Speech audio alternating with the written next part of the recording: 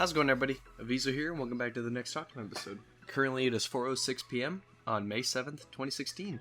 So it's been like 13 days, I think, since I've made one of these. Well, let's see, 27, 29, 30... No, okay, no, it's just been 10 days. But yeah, that's pretty crazy. I kind of got into the habit of doing it like very, very consistently. But, well, what can you do? I've had a lot of other things to upload. Like, for example, the Overwatch beta has been a lot of fun.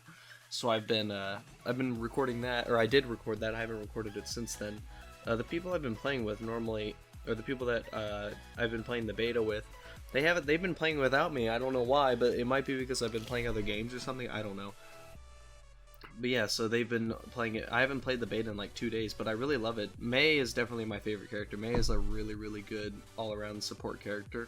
I also really like Tracer because I love Scout from TF2, so being able to move around fast like her is actually really, really fun.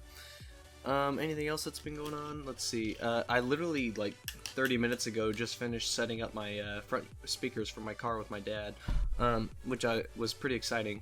So now my rear speakers and my front speakers are really, like, good sounding. They're Kenwood 320 watt speakers or something. I think the front rear speaker, or the front rear, what the hell? The front speakers are 6.5 inches, or whatever the 6.5 fucking means. I don't know. I'm being stupid right now.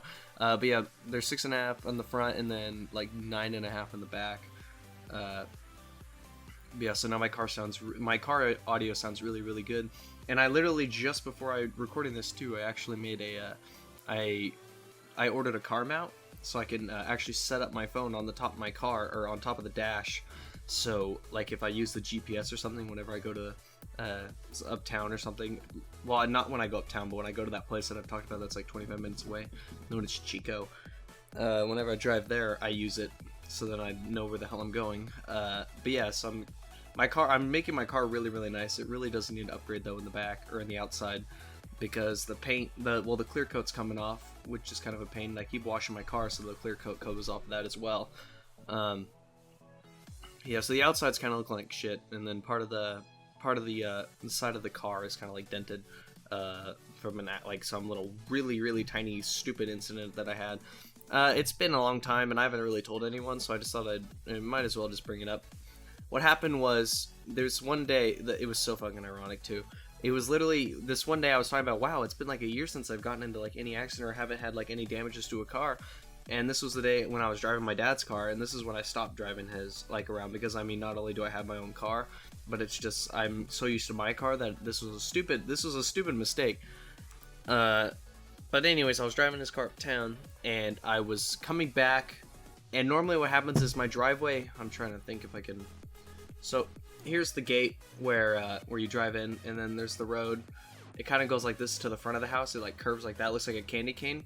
But then, like, instead of turning or whatever, you go straight ahead. That's where I park my car. And he usually parks his car over at the front of the house. And so I was forgetting that it was his car. I'm so used to parking in the same exact spot. I normally will go, like, halfway up the candy cane little route, and then I reverse in so that when I want to leave, I can just drive straight out. I don't have to, like, go in reverse and turn my car around. And so, with that in mind, I drove his car over to his spot, but thinking it was my car because I'm so used to it.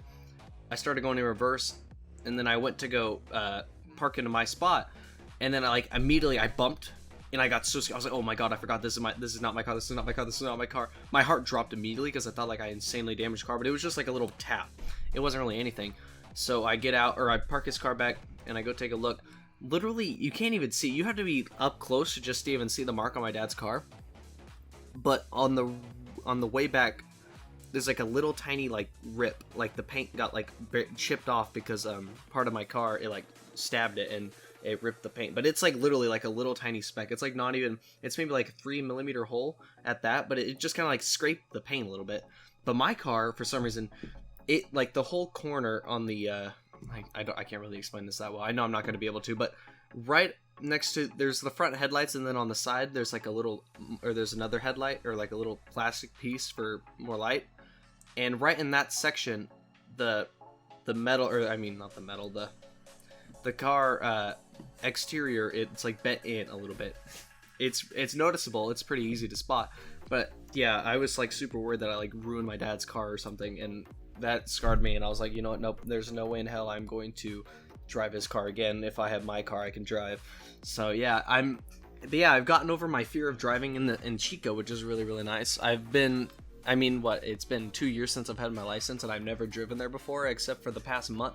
Within the month, I've driven twice. I had to go up there to get my, I had to get a suit, a dress shirt for my mock interview that I have this coming Wednesday for my senior class. It's my final little project thingy that I have to do for my senior, or for my economics class or government class, and then I don't have to worry about any big projects ever again, which makes me kind of excited because I really hate doing those. I am kind of worried though, because I really don't like being interviewed. I mean, I've actually never experienced it, but I know for a fact, considering I always like stutter and stuff in public when I'm just chatting with people, or I slur my words, I know I'm going to do that at the interview, so I'm kind of nervous, but I'm not studying for it, because not only am I lazy, but there's just no point. I don't want to freaking memorize what I'm going to say, because that's just kind of silly. I want to be able to be legitimate about it, and hopefully talk. I know I'm just going to sit there and they'll be like, oh, so I think one of the questions has something to do with like, oh, please tell us a little bit about yourself, and we have to like chat for like 2 or 3 minutes, or say what we're, like, who we are, and like what we dream to be when we're older, and something like that. And I know I'm just gonna like draw a blank, and I'm like, it's gonna be kind of embarrassing. That's like, it's the thing I've been least excited about. I mean, the senior presentation was pretty bad. Well, at least I was kind of scared of it to be at that point. But this is definitely gonna be a lot harder. And yeah, so with my car as well, and now that like the speakers are all set and everything, it's all like nice new speakers. I also need to get I want to get another stereo. I'm not worrying about this until like in a month or something, when I have money for it. I actually have money for it now, because I've actually sold that freaking Xbox to someone, and I don't know if they're kidding with me or not, but I asked them, or the next day I said, so how's the Xbox doing?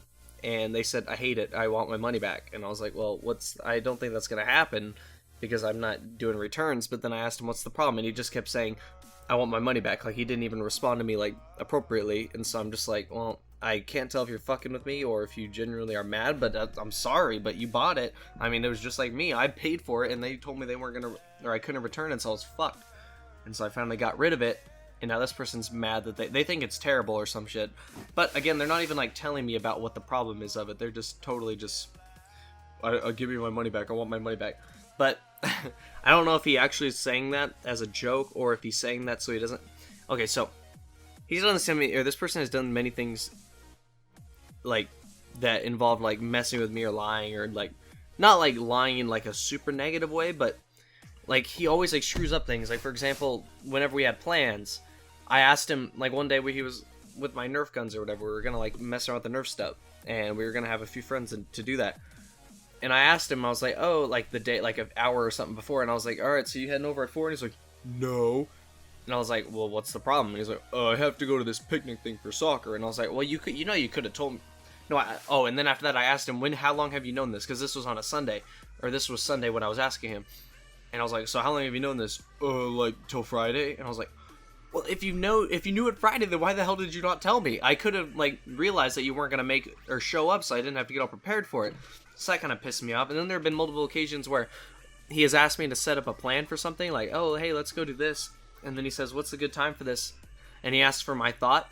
And so like I think he asked like one time what time he should come over, and then I was like, hey, what about 3:30? And he was like, how about 5? I was like, well, if you want to set up your own time, then why the hell are you asking me what time to make it? I'm not trying to say anything bad about this person, because I mean, I'm friends with them, but it's just kind of ridiculous that they're getting all mad at me and saying that they want their money back. But also with the Xbox, he said that, hey, well, he was like telling me, oh, I can buy it today, blah blah blah, and I was like, oh, sweet.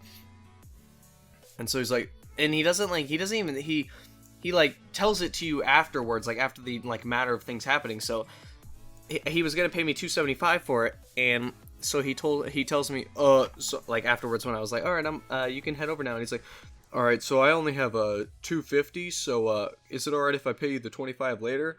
And so I was like, well, you could have told me that before you even said anything, but I was like, yeah, sure, whatever, you can pay me then. So we had like this whole discussion. He's like, I don't know if I should buy it. I'm gonna spend all my money, and I was like, well, you're gonna get another paycheck because he got a job recently. Things happened, and then I ended up needing to go to his house to give it to him. And so whatever, he wanted me to go to his house because he didn't have gas money. He's like, all right, if I'm gonna spend all my money, I'm gonna need you to drive over here because I don't want to waste all my gas. I was like, all right, no problem. I'll be over there in a few minutes.